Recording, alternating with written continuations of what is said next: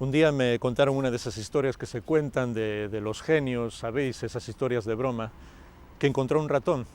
El ratón tenía un problema muy grave, tenía mucho miedo, y entonces le pidió al genio que le hiciese ser un gato, porque pensaba que siendo gato no tendría miedo. Cuando fue un gato se dio cuenta de que tenía el mismo miedo porque tenía miedo de los perros, así que le pidió ser un perro.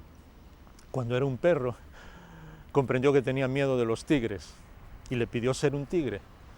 Y cuando era un tigre y estaba en medio de la jungla y pensaba que todo iba a ir bien, de repente vio un cazador y sintió miedo del cazador. Y le pidió que se fuera un cazador. Y de repente cuando era un cazador y volvía de la jungla a su casa de cazar, llegó a su casa y el cazador, su mujer le echó unas cuantas broncas, así que tenía miedo de su mujer. Y le pidió ser la mujer. Pensó, si soy una mujer no tendré miedo de nada.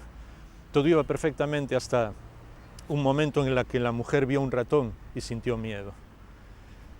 Puede parecer una historia muy divertida, pero en cierto modo refleja lo que le pasa a muchos corazones de muchas personas que siempre tienen miedo de muchas cosas.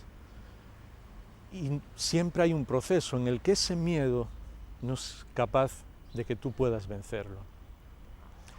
Tanto es así que a veces uno llega a tener más miedo del miedo mismo que de las cosas que nos dan miedo. Y cuando el miedo nos paraliza, no somos capaces de hacer nada. Déjame decirte dos cosas. En primer lugar, muchas veces al miedo se le vence olvidándose de él, dejándolo a un lado, no dándole importancia. Y esa es la razón por la que muchas veces cuando nosotros empezamos a decir que tenemos miedo y a verbalizarlo, parece como si ese miedo aumentase. Olvídate de él. En segundo lugar, la Biblia dice que un día, cuando el Señor Jesús estaba en Getsemaní, iba a ir a la cruz, sintió temor, sintió tristeza, sabía todo lo que le venía encima y por un momento ese miedo quedó santificado.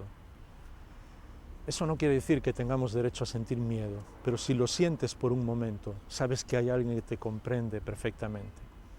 Pero no vivas así. Puede ser un momento, una circunstancia determinada en la que todos en algún momento tenemos miedo, pero no estamos diseñados para vivir de esa manera. Estamos diseñados para estar tranquilos y descansar. Así que una persona que ama a Dios no tiene que tener miedo a nada, porque sabe que descansa en las manos de la persona que le da todo el poder. Yo siempre digo que el único temor que deberíamos tener es un temor a defraudar a Dios. Cuando ese es el único temor que hay en nuestra vida, los demás desaparecen. Los demás no tienen ningún valor, porque vivimos, tal como el escritor en la carta a los Hebreos dice en el capítulo 7, por el poder de una vida indestructible, la vida del Señor Jesús, que venció absolutamente todo, incluso a la muerte. Así que no necesitamos tener miedo de nada. Y podemos vencer todos los miedos. Por eso el Señor Jesús le dijo a sus discípulos, no se turbe vuestro corazón ni tengáis miedo. Y por eso puedes poner tu corazón en las manos del Señor y decir como decía David, aunque un ejército acampe contra mí, yo no voy a tener miedo, yo no voy a tener temor. Dios te cuida, no lo olvides nunca. Echa fuera todos los miedos, deja que tu corazón descanse en Dios.